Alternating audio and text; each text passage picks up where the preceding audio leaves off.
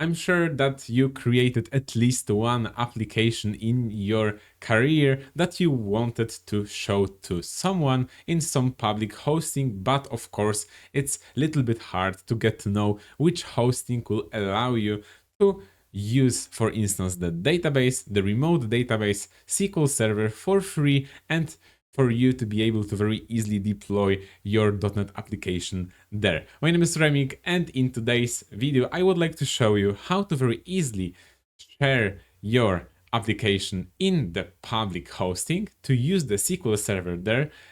And it's not the sponsored video. It was very problematic for me as well, but I've found one of the hostings that in the free tier allows you to do that in the very simple way directly from your Visual Studio. If you haven't subscribed to my channel yet, I highly recommend to smash the subscribe button down below to not miss any new .NET content that will be available on this channel. And if you would like to get the source code from this or any videos that are available on my YouTube channel, then please check the link down below in the description to support me on the Patreon. And now let's get started. As you see on the screen, we have the monsterasp.net website, which will be able to host for us for free .NET application together with the MSSQL database that will be for free. So we'll click try it for free and we'll create our own account. So I will just type my email address.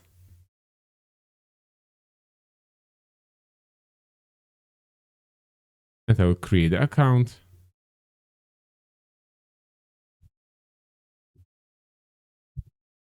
And automatically, as we see in our inbox, we have the email message from monsterasp.net where we have our email, password, and the activation code. So we have to use this password and the activation code as well to be able to activate our account. And I will press activate account.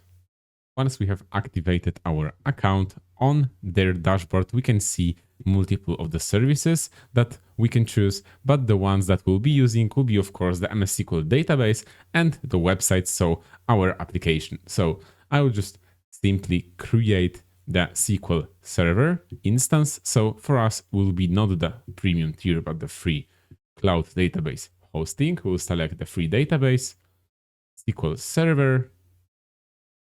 We'll use the user language, the default one, so the English. We'll press continue, and now Europe Data Center and create database.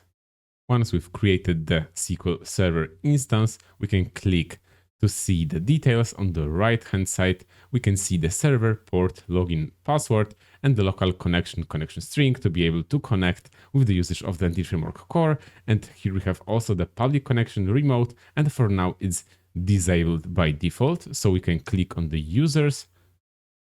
And here we have the MSSQL remote access login details, and we can click on enabled. And now we can go back to the overview.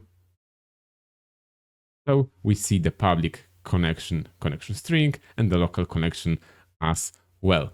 On the left hand side, we can see the tables. If you have the database created, of course, for now, we don't have the database, so we don't have any tables. So now we can also go and check, this tab will allow you to run the SQL statement against your database. You can also handle the backups, upgrade to the different tier, and so on and so forth. But for now, for us, it's enough. So we can go back to the dashboard. Now we'll create the website. So I'll press on create. Of course, once again, we'll choose the free cloud website hosting. Then we have the domain, so the subdomain name and the .runasp.net. Of course, in the premium plan, you'll be able to use your custom domain, but for now we'll use the free hosting. So we'll choose the YouTube demo, maybe 1, 2, 3, 4, and we'll press on continue. this one cannot be used, so we'll change this a bit. This one as well. So maybe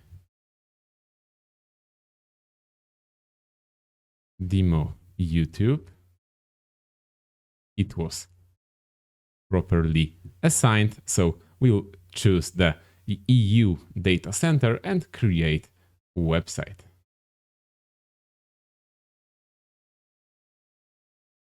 Now we can click on our website.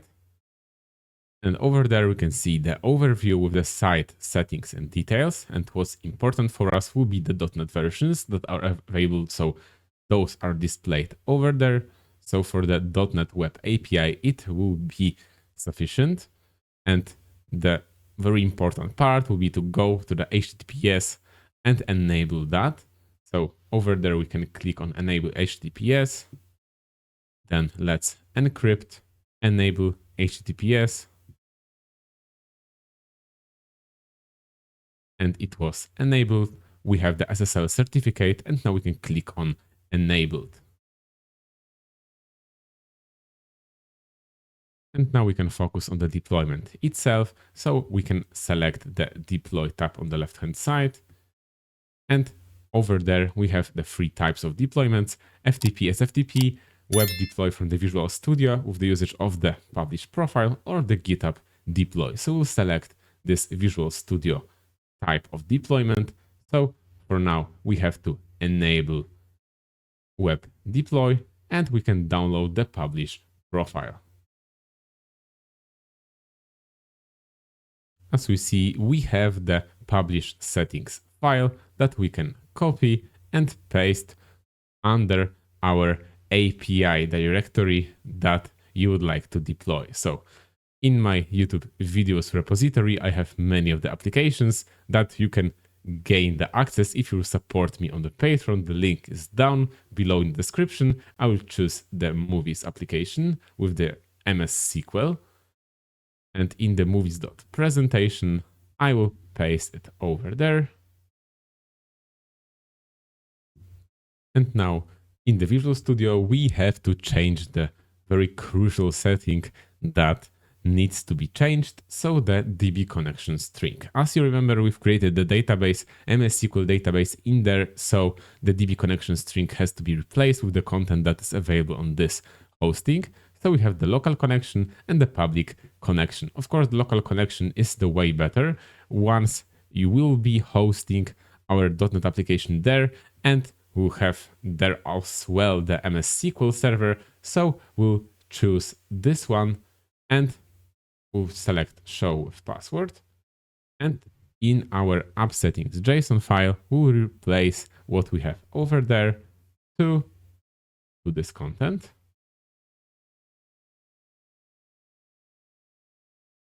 So it will be the proper DB connection string. And in the app settings development.json, if you would like to access this database and we have the remote access turned on, so then you can go to the public connection and then choose this connection string. But for now, we'll use only the local connection, so this one.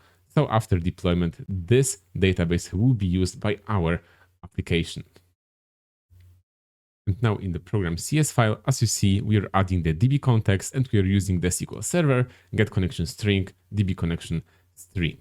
And also over there, we have the setting that if it's in the development, then only then we can use the Swagger and the Swagger UI, and we can migrate the database and apply all the migrations. So for now, I will not add this constraint. I will just remove this if statement, and we can use the Swagger for the demo purposes for now.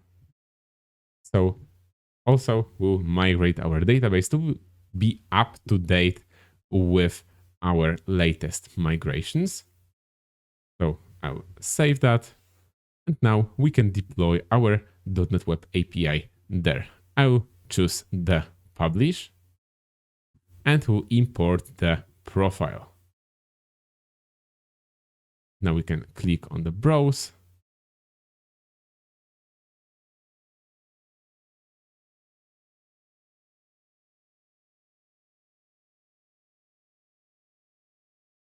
And now we'll select demo YouTube, run ASP.NET Web Deploy Publish Settings. I will select open, and then I will click on finish.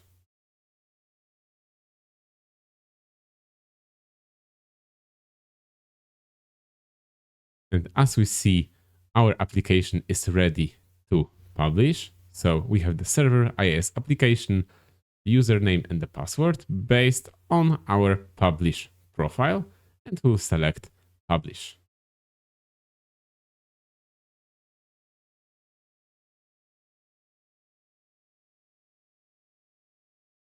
We see that our publish was succeeded. So we can go to our URL and then check if the Swagger is available. So I will copy this one. Swagger. We have the SSL certificate. We have our Swagger available. And now we'll click on one get endpoint to be able to retrieve something from the database. So it will be the page size 1, page number 1. We have the empty response body. So it means that we don't have any movies at all in our database. I'll try to add one. So it will be movie 1, description, and the category. Execute.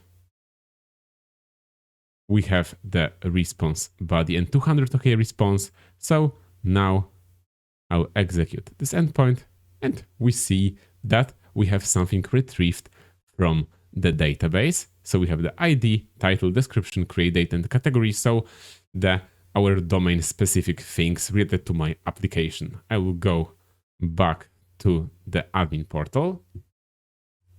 And now in our MSSQL admin dashboard, we can go to the web MSSQL web interface and we'll choose the adminer. So I'll press open. And over there, we can see that we have two database tables, one EF migrations history and the second one movies.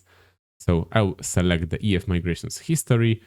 So we have the initial migration applied and it created for us the database with the movies table. So we'll select the movies. So as we see, we have the ID, title, description, category, and create date. So everything that was properly inserted to our database with the usage of one of my endpoints, and select as well returns the same that my get endpoint returned to me in the Swagger UI. If you have subscribed my channel yet, I highly recommend to smash the subscribe button down below to not miss any new .NET related content that will be available on this channel. If you would like to get the source code for any of the applications that I have created on this channel, then you can support me on the Patreon. The link is down below in the description, and then I will add you to the private GitHub repository where all of the applications that I have created so far are available for you. Thanks for watching and see you in the next one.